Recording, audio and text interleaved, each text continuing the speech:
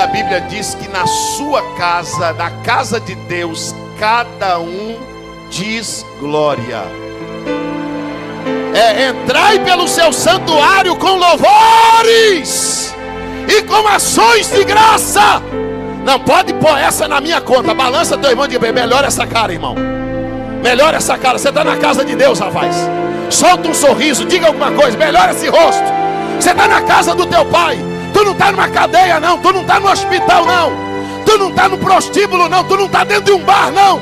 Tu está num lugar de celebração, de adoração. Derebaia Camassúria. Levanta comigo as duas mãos aos céus. Quem pode dar glória ao nome de Jesus? Lucas capítulo de número 15, versículo de número 17. Então caiu em si e disse: quantos trabalhadores de meu pai têm fartura de pão e eu aqui pereço de fome? Levantar-me-ei, irei ter com meu pai e dir-lhe-ei: pequei contra o céu e diante de ti, já não sou digno de ser chamado teu filho. Trata-me como um dos teus empregados. Levantou-se e foi para o seu pai. Quando ele ainda estava longe, o seu pai o viu e, cheio de compaixão, correu, o abraçou e o beijou. O filho disse ao pai: pequei contra o céu e diante de ti, já não sou digno de ser chamado teu filho. Mas o pai disse aos seus servos: traga depressa a melhor roupa e vestilho, põe-lhe o anel no dedo e sandália nos pés. Trazei também o bezerro cevado, matamos, comamos e nos alegremos. Pois este meu filho estava morto e reviveu, tinha se perdido e foi encontrado. E todos começaram a se alegrar. Amém. Antes de se assentar, diga bem forte comigo: e caiu, então caiu em si. Vamos lá, mais forte. Agora quem está lá fora vai falar também. Vamos lá. Pode se assentar, meus irmãos. Quantos desejam ouvir a palavra de Deus? Meus queridos irmãos, nós estamos diante de um dos textos mais conhecidos desse evangelho, o capítulo 15 de Lucas, conhecido como o capítulo das coisas perdidas e também achadas. No capítulo 15 de Lucas, Jesus propôs 3 parábolas importantíssimas: a parábola da ovelha perdida, da dracma perdida e do filho perdido. Vamos repetir isso? Ovelha perdida, dracma perdida, filho perdido. Vamos lá, bem forte, é forte, vamos lá.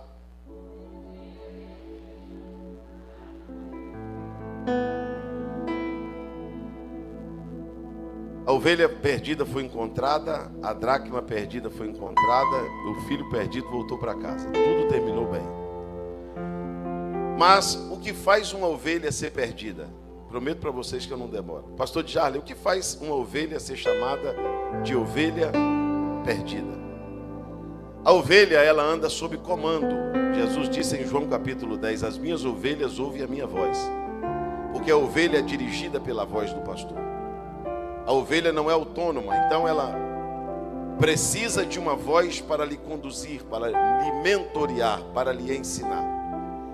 Esta ovelha se perdeu fora da casa, fora do aprisco. Então ela perdeu 2 importantes coisas que fez dela se tornar uma ovelha perdida. Ela se perdeu do rebanho e ela se perdeu do pastor. Então toda ovelha que não pertence a um rebanho e toda ovelha que não tem um pastor é considerada uma ovelha. É aqui que os desigrejados apanham. É aqui que eles passam mal. Porque eles dizem assim: mas eu sou igreja. Esses dias um irmão disse para mim: eu sou o corpo de Cristo. Eu falei: não, irmão, você não é o corpo de Cristo, não. Você é um membro do corpo de Cristo. Você não é o rebanho, não. Você só é uma ovelha. Você não compõe a igreja sozinho, não. Para você ser uma ovelha sadia, primeiro você tem que pertencer a um rebanho. Segundo, você tem que ter um pastor. Então, se está desviado, volta. Se está parado, congrega. Se está sem cear, volta para a ceia. Se não batizou, batiza. Se não tem igreja, passa a ter. Se não pertence a nenhuma denominação, procura um lugar para congregar. Porque ovelha que não tem rebanho e ovelha que não tem pastor é ovelha perdida. A dracma perdida, a ovelha se perdeu fora da casa. Onde a ovelha se perdeu? Mas a dracma se perdeu dentro da casa. Porque a noiva não usava aliança. a noiva usava um colar. E esse colar tinha 10 moedas. O que garantia o casamento no retorno do noivo, que representa o arrebatamento, o que garantia o casamento era a noiva ser encontrada com as 10 dracmas, 10 moedas no colar. Mas a Bíblia diz: qual a mulher que, perdendo uma dracma, não vai acender a candeia e varrer a casa e procurar com diligência até encontrar? Porque a ovelha perdida se perdeu onde? Mas a dracma se perdeu? A dracma está na casa, sim ou não? Mas não está no colar. Representa um grupo de pessoas que estão na igreja, tem um rebanho, tem um pastor, mas não tem direito ao arrebatamento. É um grupo de gente que está dentro da igreja, mas não vai ouvir a trombeta tocar. É gente que passou a vida cantando um ciclo de oração, subindo no altar e pertencendo a um conjunto que a trombeta vai tocar e eles vão ficar, porque eles estão fora do colar. Estão na casa, mas não estão no colar da noiva. Mas hoje a candeia está acesa, a noiva está varrendo a casa, e muita gente pode acertar os ponteiros com Jesus hoje, para você ter o direito de ouvir o soar da última trombeta, entrar na cidade pela porta e ter direito de comer do fruto da árvore da vida. Quando tem a esperança de entrar no céu pela porta, diga glória a Deus. Por que eu estou começando a mensagem assim? Porque a ovelha está fora, a dracma está dentro. E tem muitas pessoas que acham que pelo fato de estar dentro, estão garantidos. O fato de pertencer a uma igreja, uma denominação, um fato de congregar, ser batizado, ter uma credencial, isso não lhe garante arrebatamento. Porque a moeda estava na casa, mas não estava na posição. O que lhe garante a salvação é estar no colar da noiva, para quando o noivo chegar, o casamento ser selado. Quem entende isso, diga glória a Deus. Mas eu quero falar alguns minutos sobre o filho. Pastores, o filho pródigo, a parábola do filho pródigo, você já ouviu algum hino, uma mensagem, um louvor, um livro, alguma coisa? É um texto, é uma parábola extremamente falada, pregada, conhecida. E a gente aplica esta palavra como se fosse para as pessoas que não fossem crentes. Isso é um absurdo, até porque a parábola está tratando de um filho. E só pode ser chamado de filho quem recebeu a Cristo. Porque somente aquele que o recebe também o poder de ser chamado filho de Deus. Eu vou perguntar e vocês vão responder. Deus é um bom pai? Deus é um pai amoroso? Deus é um pai maravilhoso? Deus é o melhor pai que existe?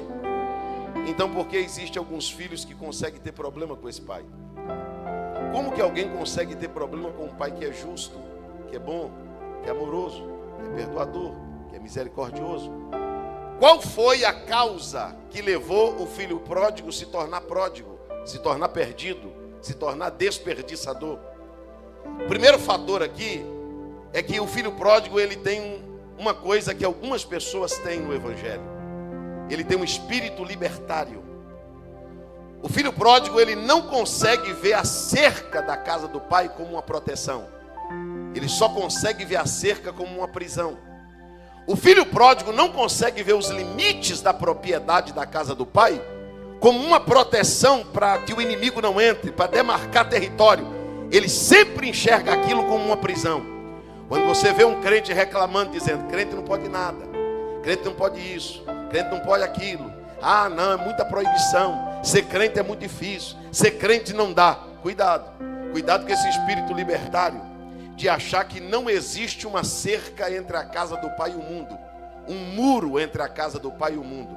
A casa do pai é separada, a casa do pai é particular, a casa do pai é geração eleita, é propriedade exclusiva. A casa do pai, escute isso, pode me chamar de preconceituoso do que você quiser. Pastor, Deus está em todo lugar. Não está. Deus está no meio de todo mundo. Não está. Deus está no meio de todo o povo. Não está. Deus não está em todo lugar e Deus não está no meio de todo mundo. Deixa eu te dizer uma coisa. Deus tem uma casa, Deus tem um povo, Deus tem uma lei, Deus tem um estatuto, Deus tem seus princípios. E não adianta você achar que entre a casa do pai e o mundo não tem uma cerca. Tem uma cerca. Deus é um Deus de limites, Deus é um Deus de doutrina, Deus é um Deus de preceitos, Deus é um Deus de mandamento. Não reclame das proibições de Deus. Não reclame da doutrina de Deus. Não reclame do não de Deus. Não reclame das repreensões de Deus. Não reclame das disciplinas de Deus. Porque Deus não está judiando de você. Deus está colocando limite para que você entenda que entre a casa dele e o mundo tem uma cerca, tem um muro. Quem entende isso, diga glória a Deus. Então o primeiro problema do filho pródigo é que ele é libertário. Agora olha para mim, eu chego lá, mas olha para mim. Se todos os crentes que já foram crentes desta cidade estivessem dentro desta igreja, essa igreja precisaria ser 10 vezes maior do que ela é. Sai pelas ruas dessa cidade procurando as pessoas que não congregam, que não ceiam, que são filhos de crente, que foram criados na igreja, que foram criados no evangelho. Essa noite de sexta, um está no bar, um está no forró, o outro está na baladinha, o outro está no rolê. Por quê, pastor? O lugar dele não é aqui? O lugar dele é aqui, mas ele tem um espírito libertário. Não dá para ficar dentro dessa cerca, não dá para ficar dentro desse cercado. Não dá para ficar dentro desse limite. Não dá para mim, pastor. Essa vidinha de crente é muito quadrada. Essa vidinha de crente é muito limitada. Aí, o filho pródigo, que tem esse espírito libertário, ele tem uma coisa que muita gente tem: uma inteligência extraordinária. Ele é muito inteligente. O que ele é? Não, grita comigo. O que ele é? Obrigado, irmão. Isso aí. Se 10 gritasse assim, eu pregava mais meia hora. Vai lá. O que ele é? Agora eu te pergunto, é proibido ser inteligente? Não. Escuta aqui, eu estou pregando para a mocidade. Eu estou pregando para a geração mais inteligente que a igreja já teve. Vou provar. Preciso da tua humildade agora para ouvir isso. Vou te provar. 30 anos atrás, eu não vou pegar 100 anos não, vou pegar 30 anos atrás, 40 anos atrás. Se nós perguntássemos assim no nosso altar: levante aqui um doutor em teologia. 40 anos atrás, nenhum pastor ficava de pé. Nenhum. Porque há 40 anos atrás nós não tínhamos, os pastores veteranos não eram teólogos, não eram doutores. Há 30 anos atrás, se perguntasse assim na igreja: levanta as pessoas facultadas aqui. Quem aqui fala mais de um idioma? Quem aqui é formado? Há 30 anos atrás, pouquíssimas pessoas se levantariam. Porque a geração passada teve pouquíssimo acesso ao conhecimento. Foi gente que começou a trabalhar na roça cedo, com o pai, com a mãe, com o avô. Sim ou não? Sim ou não? Agora eu quero te fazer uma pergunta. Quero fazer uma pergunta para a geração dos inteligentes. Se nós somos tão inteligentes, por que a nossa gestão funciona menos do que a gestão de quem sabia menos que nós? Por que quem sabia menos que nós funcionava na igreja e no ministério mais do que nós? Por que no tempo que as pessoas sabiam menos, Deus fazia mais? E no tempo que as pessoas sabem mais, Deus faz menos? Era aí, pastor. Você está querendo chegar aonde? Vou te explicar. É proibido ser inteligente? Mas o filho pródigo se achou tão inteligente, bom de cálculo, sabia que uma parte da fazenda era dele. Ele conhecia um monte de coisa que outros não conheciam. Ele era extremamente inteligente. Ele se achou tão inteligente, pastor de Jardim, que ele foi até o pai e pediu a sua parte. Eu quero a minha parte. O que eu quero? A parte era dele ou não? Sim ou não? É tão verdade que era dele que o pai... Agora olha para mim, eu chego lá. Eu vou perguntar de novo, era dele ou não? Mas quem estava cuidando? Estava na mão de quem? Quem estava governando? Quem estava administrando? Quem estava protegendo? Cuidado para você não ficar tão inteligente e chegar no pai e dizer para o pai assim: o que é meu eu não quero na tua mão. Eu não preciso de um Deus que governa o que é meu. Eu não quero um Deus para dar palpite na minha vida, dizendo o que eu devo fazer, onde eu devo ir, com quem eu devo andar. Eu não quero um Deus que mande no meu pensamento, no meu sentimento, no meu dinheiro, nas minhas atitudes. Eu não quero um Deus. Eu sou inteligente e sei viver. Sai fora, Deus. Sai fora, Pai. Me dá o que é meu. Eu sei viver. Eu não quero um Deus para ficar me dando ordem. Não vai aqui, não vai ali, não entra, não sai. Eu não quero esse Deus. Cuidado para você não ficar tão inteligente a ponto de você tirar o governo do Pai e trazer o governo para você. Toda pessoa que tirou o governo de Deus para trazer para si o que era dele foi a falência. Agora eu vou te dar um exemplo. Quem aqui tem carteira de motorista? Carteira de motorista. Muita gente dirigindo sem carta. Olha para mim. Você sabe dirigir, sim ou não? Você estudou para dirigir, sim ou não? Psicotécnico, legislação, prova, teste, baliza. Mas escuta isso aqui. Quando você entra no carro para viajar para Marabá, para Belém, para outro lugar, você entra no carro. Antes de sair com o carro, alguém dentro do carro diz: epa, não vamos sair agora não. Primeiro vamos fazer uma. Por que oração? É o anjo que vai dirigir? Não é você que vai dizer, você não sabe dirigir, para que orar? Você não sabe dirigir? Por que você está orando para viajar se quem dirige é você? Eu vou te explicar. Porque a inteligência não tirou sua dependência. Levanta assim comigo as duas mãos aos céus, bem alto, bem alto, bem alto, bem alto. Deus não proíbe ninguém de ser inteligente. O que Deus proíbe é você ser independente. O que Deus proíbe é você trazer o governo para você. Deus trouxe você aqui esta noite para te dizer: seja inteligente, mas o governo ainda é meu. Quem está no controle ainda sou eu. Quem dita as regras ainda sou eu. Levanta as tuas duas mãos comigo aos céus e dê glórias ao nome de Jesus. E ouça, eu estava dizendo ao pastor de Jarley ontem, na janta, tivemos um período muito precioso de comunhão. Eu comecei a pregar o evangelho em 1999. Eu represento a Convenção Geral das Assembleias de Deus há 11 anos. E eu sou um pregador vacinado. Eu não sou viciado em reação das pessoas. Eu não me importo como as pessoas reagem ao que eu estou dizendo. A minha função é entregar uma mensagem. A minha função é lhe instruir. Escuta aqui o que eu vou lhe dizer. Escuta aqui. Nem glória você precisa dar não. Você pode só me ouvir. Deixa eu te dizer uma coisa. Quantos filhos de crente você conhece que estão na cadeia? Quantos jovens da igreja você conhece, meninas que foram mães solteiras, casaram com vagabundo, com bandido, apanham na cara, vivem uma vida desgraçada? Sabe por quê? Porque a espertinha bateu no peito e falou com a mamãe: vai cuidar da tua vida. Eu não quero, pastor não manda em mim. Eu não estou aqui para obedecer ninguém. A vida é minha e quem vai cuidar da minha vida sou eu. Olha a vidinha deles que eles estão levando. Quem sai debaixo desse governo vai à falência.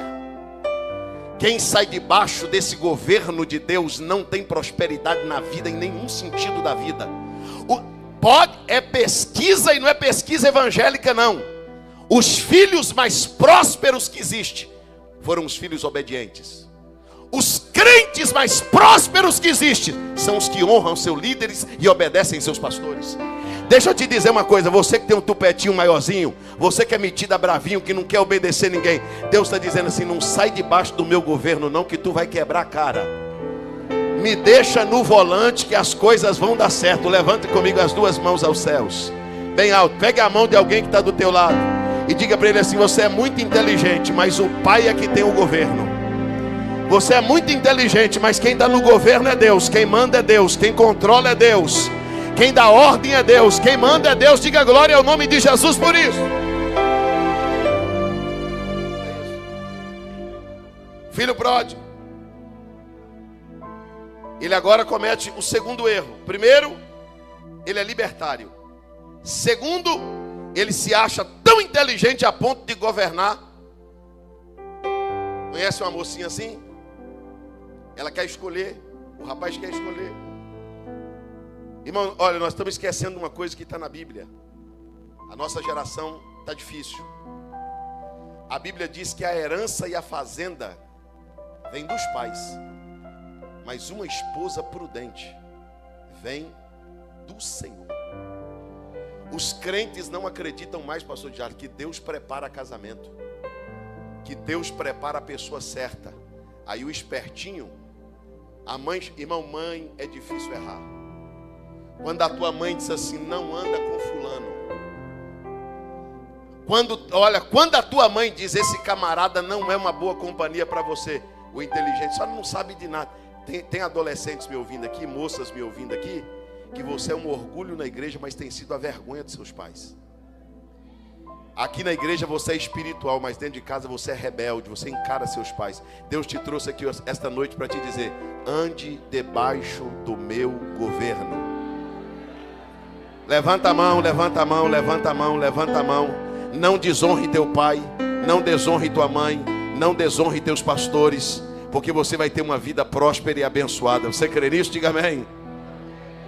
O filho pródigo comete um terceiro erro. Eu chego lá. Pastores, o filho pródigo dá uma olhada para a casa do pai assim. Rapaz, eu fui criado nisso aqui.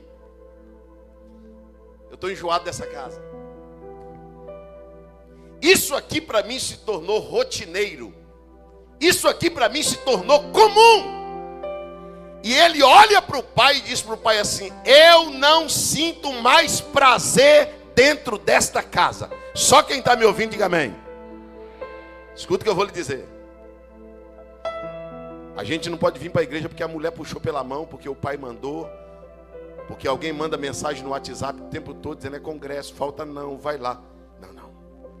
Tem um grupo de gente que pode estar chovendo, fazendo sol, fazendo lama. Hoje foi provado isso. Eu alegrei quando me disseram: nós vamos para a casa do Senhor. Uma coisa pedi ao Senhor e a buscarei. Eu não quero congregar não, eu quero morar na casa do Senhor todos os dias da minha vida. Levanta a mão que eu vou falar mais. Levanta a mão. Alguém falou assim: não vai na Madex não, sabe por quê? Você vai ter que ficar no telão. Você vai ter que ficar lá fora. Está chovendo e você vai ficar lá fora no frio do vento. Sabe o que o salmista respondeu? Eu prefiro estar um dia na porta da casa do meu Deus do que em 1000 outros lugares.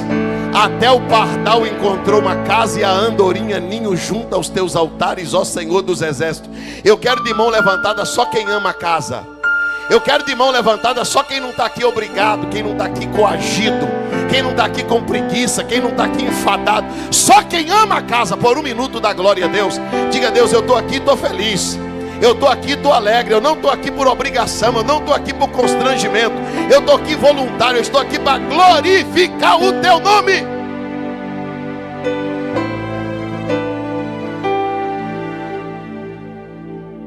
Vou falar e o glória vai diminuir ainda.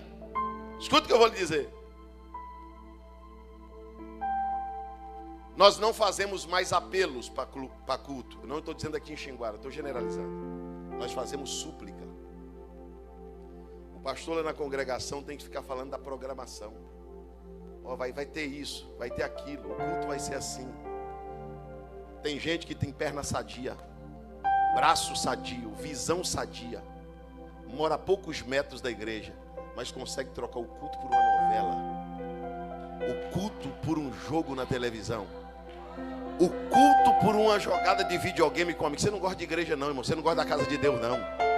Trabalha e não dá dízimo, trabalha e não dá oferta, trabalha e não contribui. Que casa você gosta? Dessa casa aqui? Você não ama essa casa não. Quem ama essa casa cuida dela.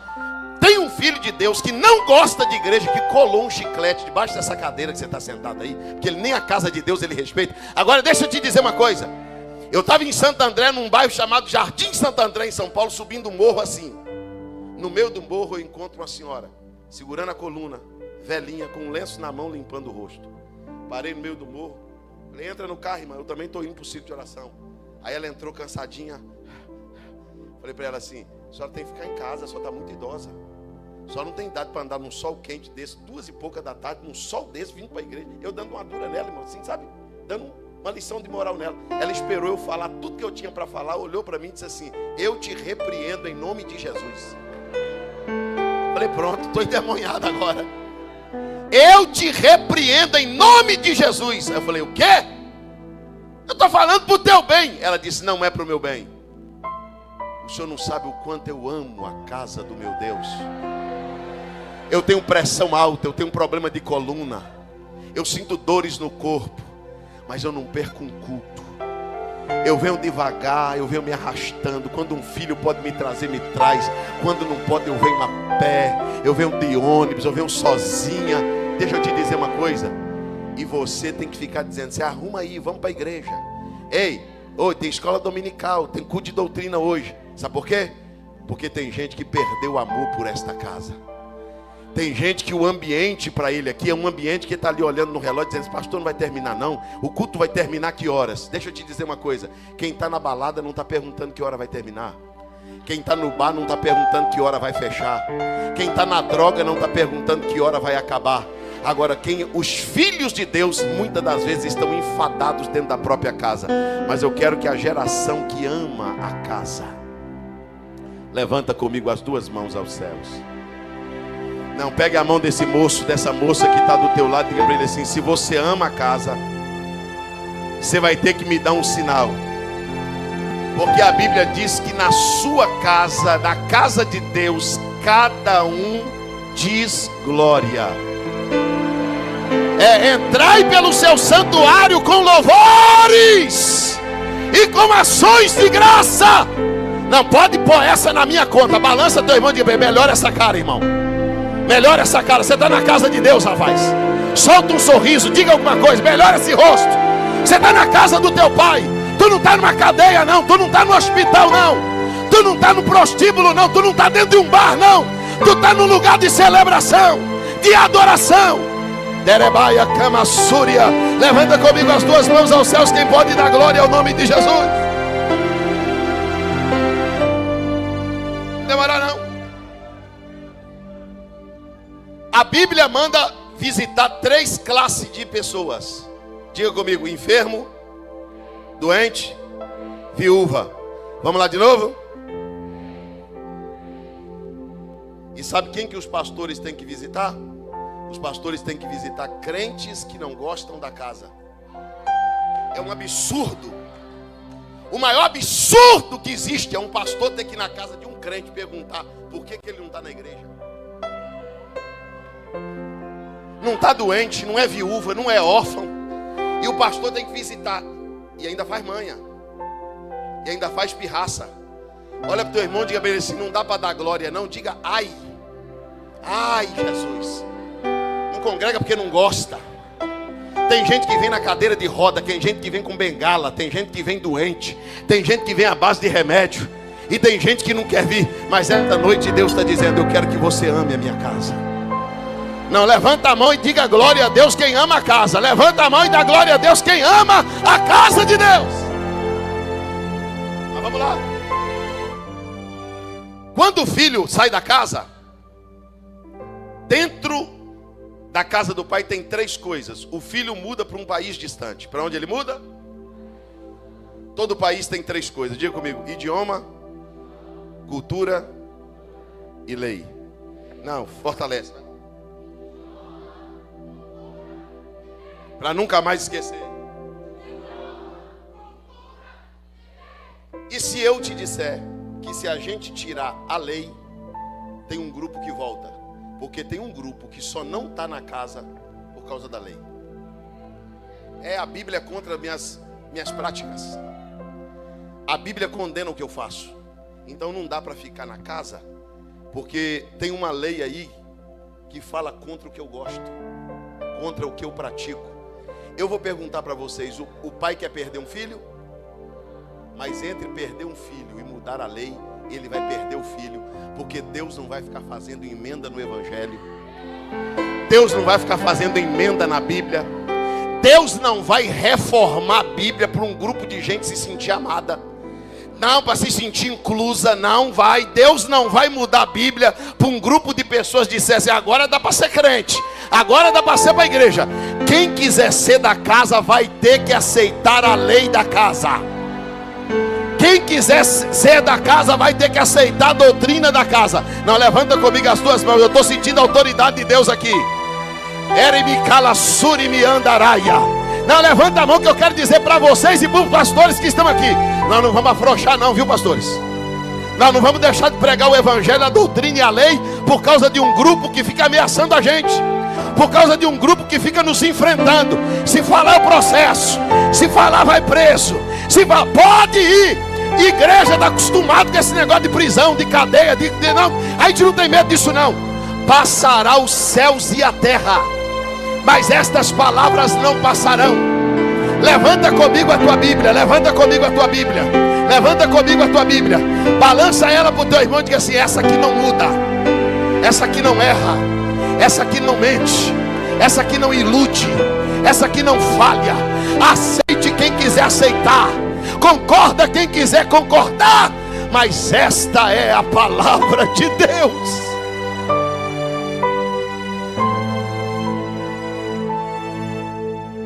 Se nós não tomarmos cuidado, vai chegar um dia que nós não poderemos falar mais da lei dentro da casa. Escute. O filho discordou do idioma. Vou dar uma cutucada aqui, uma beliscada. Eu sou pregador da fé pentecostal e membro da Igreja Evangélica Assembleia de Deus há quase 30 anos. Eu estou por aqui, com uma turma que é do movimento pentecostal e se declara de fé reformada. Todo o meu respeito aos irmãos de fé reformada. Deixa eu te dizer uma coisa. Você é da Assembleia de Deus? Pastor, não concordo com esse idioma. Eu não concordo com glória a Deus. Eu não concordo com língua estranha. Eu não concordo com barulho. Eu não concordo com esse negócio de levantar a mão. Eu não aceito profecia. Eu não aceito mistério. Eu vou te dar um conselho. Se você está achando que vai mudar esse povo aqui, você está enganado. É melhor você dar linha na pipa. É melhor tu pegar o beco. É melhor tu achar teu rumo. Porque deixa eu te dizer uma coisa. Nós temos um idioma. Nós não vamos mudar. Nós temos uma identidade e não vamos mudar. Se tem alguém do teu lado aí que é inimigo de barulho e de glória a Deus, se eu fosse você, eu fazia ele mudar de lugar agora. Se eu fosse você, eu dava glória a Deus até ver se ele mudava de banco. Porque nós não vamos mudar por causa de meia dúzia de gente que não aceita. Nós não vamos mudar por causa de meia dúzia de gente que coloca defeito na nossa liturgia. Nós não vamos mudar por causa de meia dúzia de gente que coloca defeito e zomba da nossa fé, zomba da nossa forma de cultuar. Nós não vamos mudar. Nós somos o maior movimento pentecostal do mundo. E aqui não adianta não, o idioma é esse mesmo. Glória a Deus, aleluia, língua estranha, mão levantada. Quem está comigo na mensagem, levanta comigo as duas mãos aos céus. Erebaia, Súria. Isso, por um minuto de glórias a Deus, você que faz parte disso. Não. Você discordar, eu aceito. Você ter outra crença, outra vertente teológica, eu aceito. O que eu não aceito é você entrar no nosso terreno e tentar mudar isso aqui. Vai pro teu terreno então e muda lá. Aqui não. Muda lá, aqui não. Aqui é assim. Aqui os crentes falam línguas estranhas, dão glória a Deus alto, e quem não goste come pouco. Aqui é assim, e vai continuar sendo assim. Jesus vai voltar e nós vamos estar assim. Não, se você concorda, se você levantava a mão e dava um grito de glória, porque eu estou precisando de ajuda hoje.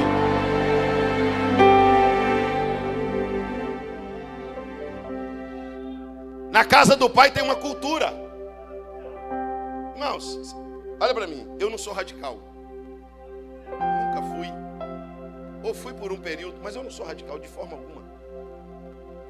Eu prego em todas as denominações, ou quase todas. Mas eu entendo que nós temos uma cultura, sim ou não? Sim. Eu estava pregando uma mensagem na Paraíba. Uma igreja que eu prego constantemente, que era o pastor José Carlos de Lima. Prego lá há mais de décadas. Muitos e muitos anos prego. E um dia, terminando de pregar uma mensagem, uma irmã veio me perturbar no final do culto. Porque tem crente que é perturbado. Pai, você termina de pregar, cansado, a irmã veio me perturbar. Pastor, não gostei da mensagem não. Eu disse assim, eu com isso, irmã. Eu não sou teu funcionário não, trabalho para Jesus. Eu não vim aqui pregar para o senhor gostar não. Eu não sou coach não, a senhora não pagou para ouvir minha palestra não. Só veio aqui hoje ouvir uma mensagem do Evangelho. É, porque o senhor falou uma coisa no meio da mensagem. Disse, o que eu falei no meio da mensagem? Ficou me perturbando. E eu na mesa, cuidando de uns livros. Ela olhou para mim e disse para mim assim: existe na Bíblia alguma coisa, algum texto que dá respaldo para falar sobre o comportamento de um crente quanto à sua vestimenta, a sua postura? Eu falei, claro que tem. Do Gênesis ao Apocalipse. O primeiro foi Adão, que pecou e ficou nu. Deus teve que matar um animal para vestir ele, porque Deus não gosta de vergonha. Quem gosta de andar pelado é gente safada, gente sem vergonha. Deus veste o povo, Deus sempre vestiu o povo. Quem anda nu, quem gosta de andar nu, é gente sem caráter. Deus é o Deus da vestimenta. Ela não estava nu, Deus falou, não, vou ter que te vestir, que você está nu. Escuta isso aqui. Eu disse para ela assim, olha, deixa eu dizer uma coisa para a senhora. Eu não sou radical e não sou de uma igreja radical. mas a senhora tem espelho em casa? Ela falou, tenho. Eu falei, então não precisa de pastor? Então não precisa de pregação? Se a senhora está querendo saber sobre vestimenta, primeira carta de Pedro, capítulo 3, diz que as mulheres de Deus se portam, ou se vistam, ou se comportam, como as santas de Deus se vestiam. Quando a senhora for ir para a faculdade, para a escola, não só a senhora, os senhores também, qualquer um de nós, vamos para frente do espelho. Ninguém se arruma sem olhar no espelho, sim ou não? Vai para o espelho, dá uma voltinha e pergunta, espelho, espelho meu, uma santa se vestiria como eu? Amor, nós temos uma cultura, sim ou não? Nós temos decência. Nós temos um comportamento diferenciado. Nós não somos melhores, nós somos diferentes. Deixa eu abraçar aqui. O filho pródigo vai para um país distante e lá ele desperdiça tudo que ele tem. E lá naquela terra, depois de perder tudo, ele vai cuidar de porcos. 10 minutos eu termino. Ele vai cuidar de quê? Lembrando aos irmãos que o judeu não come a carne do porco, não chega perto do porco, tem nojo do porco, aversão ao porco, distância do porco. Esse filho pródigo aqui, esse pródigo, enquanto ele esteve perto do pai, ele esteve longe dos porcos. O que vai determinar a sua proximidade dos porcos é a sua distância de Deus. A partir do momento que ele fica longe do pai, pastor, ele se aproxima dos porcos. Mas toda vez que você está perto do pai, você fica longe deles. Deixa eu te dizer uma coisa. Se você se distanciar de Deus, você vai fazer coisas que até você vai ter vergonha de ter feito.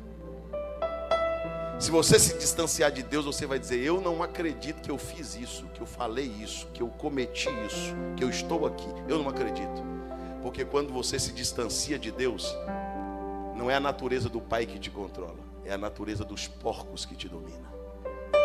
Só que o filho pródigo, lá na companhia dos porcos, a ovelha foi buscada, a dracma foi procurada, mas a Bíblia diz que o filho pródigo caiu em si. O que o filho pródigo fez?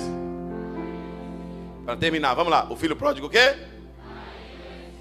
Por que o homem buscou a ovelha, a mulher procurou a dracma e o pai não buscou o filho? Porque o filho só pode voltar pela consciência. Escute. Diga para alguém, Deus não busca quem sabe voltar. Quem sabe voltar não pode vir amarrado. Quem sabe voltar não pode vir puxado. Quem sabe voltar não pode congregar à força, tomar ceia à força, ser crente à força, ser obreiro à força. Quem sabe voltar, consciência. O que eu estou fazendo aqui?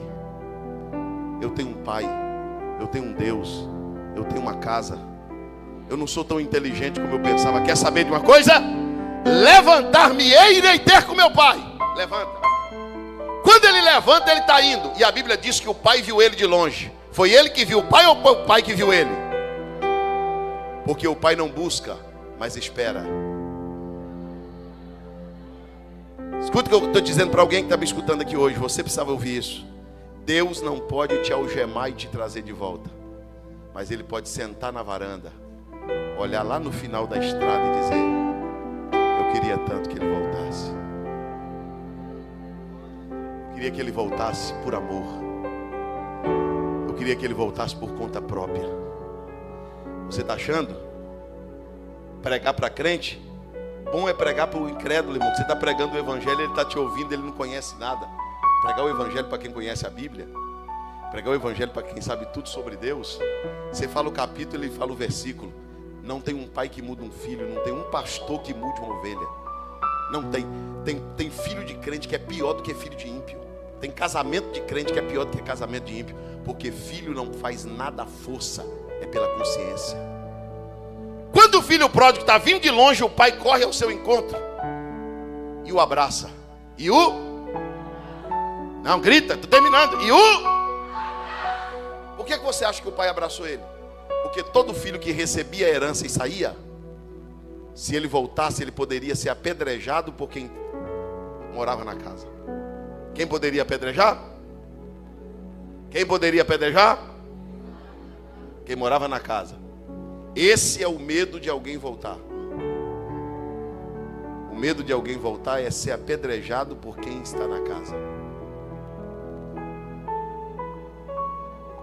O filho pródigo está agora nos braços do pai, sendo abraçado, beijado. Aí o pai traz ele para dentro.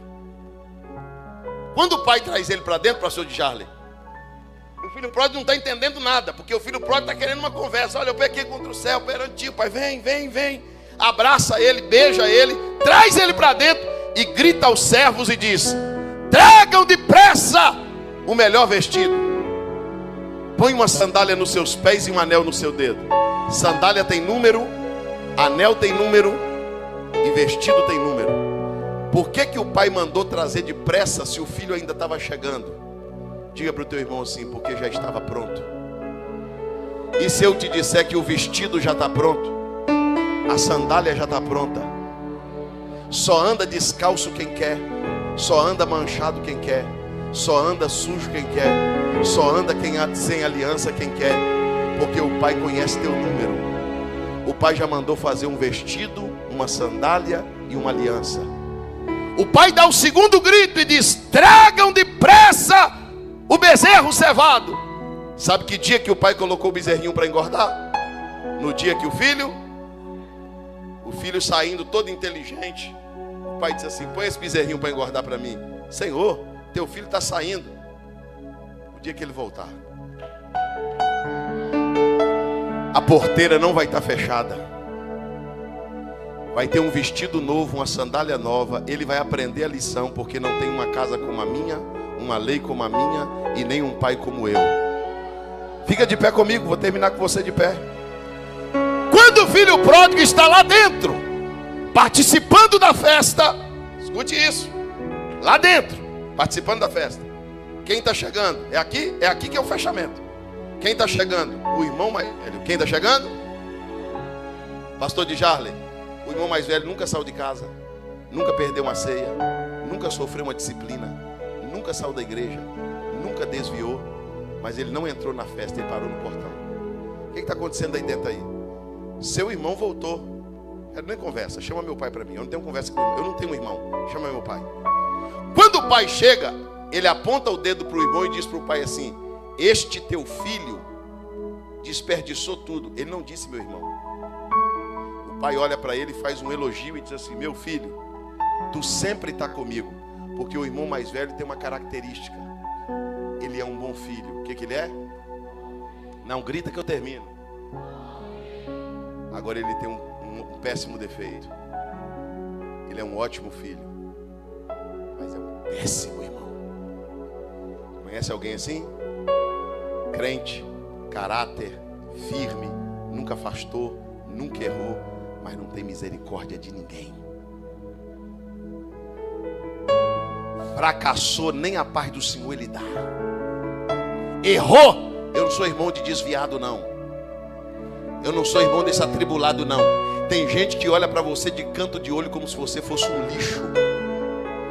O que o irmão mais velho não sabe, e que muitos irmãos mais velhos não sabem, é que a casa não é dele. A casa ainda é do pai. E se a casa é do pai, ele recebe quem ele quiser. Ele levanta quem ele quiser.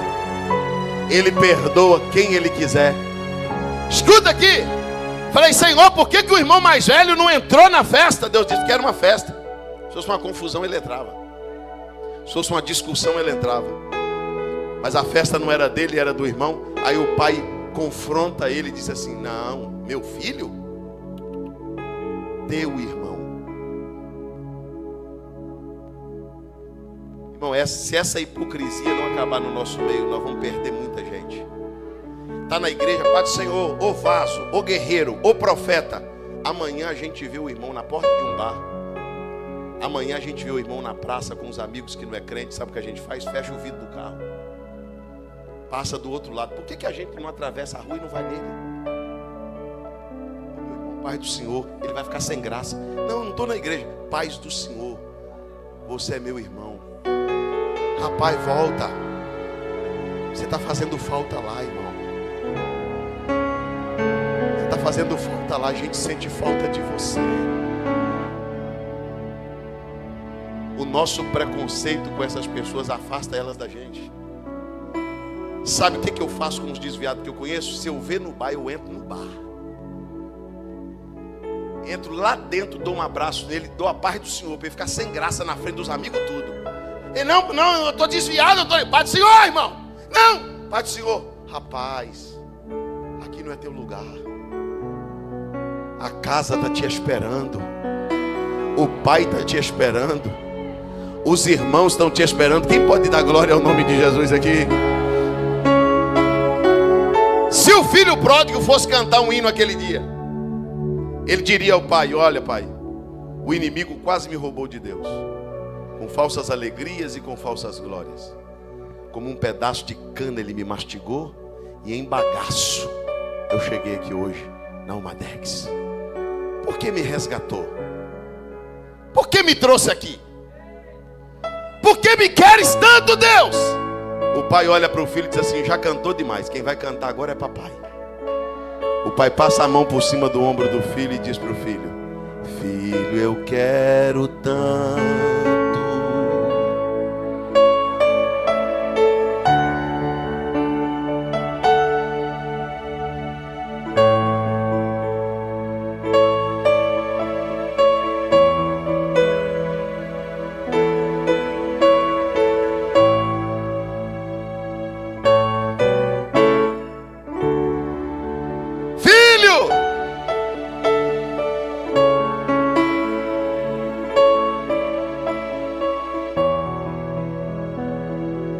Olha para o pai, pastor de Jara, e diz assim: deixa eu cantar só mais uma. O pai diz: canta aí. O filho olha para o pai e diz assim: se isto não for amor,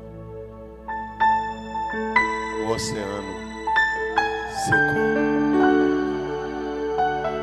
Não há estrelas no céu e as andorinhas não voam mais. Levanta comigo as mãos, só quem está debaixo desse amor. Eu quero que... Não, você que está aqui dentro, você que está lá fora, levanta a mão que eu vou liberar uma profecia bíblica aqui. E uma palavra de Deus para a tua casa, que esta noite as ovelhas perdidas, as dracmas perdidas e os filhos perdidos da sua casa voltarão um a um. A ovelha vai voltar para o rebanho, a dracma vai voltar para o colar, e o filho vai voltar para casa. Quem acredita nesta palavra, diga glórias ao nome do Senhor Jesus. Levanta comigo as duas mãos aos céus. Bem alto, para me terminar.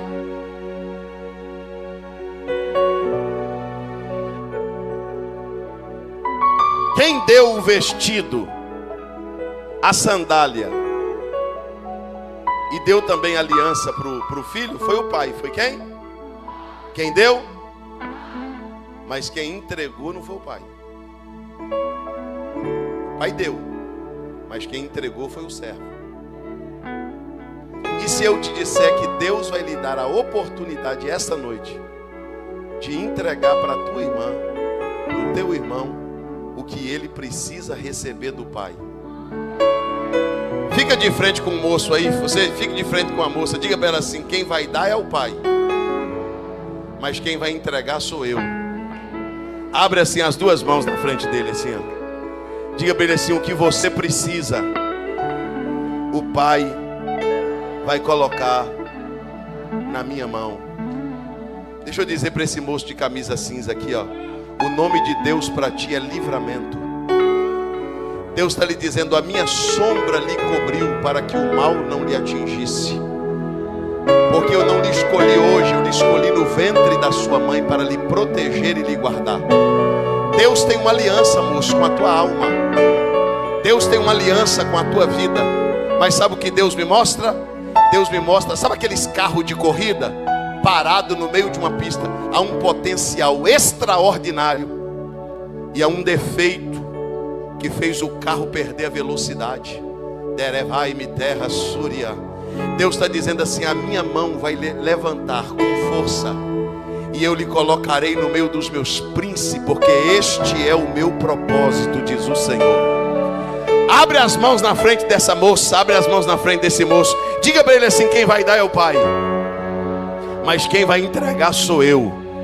Dá um abraço nele e entrega o que o pai está dando para ele agora. Quem sabe ela precisa ser curada de uma depressão agora. Quem sabe ele precisa receber um perdão de Deus agora, uma ajuda de Deus agora. Quem sabe ele precisa receber um milagre, uma providência de Deus agora. Seja o servo que entrega, seja o servo que abençoa, seja o servo que alegra. 2 minutos.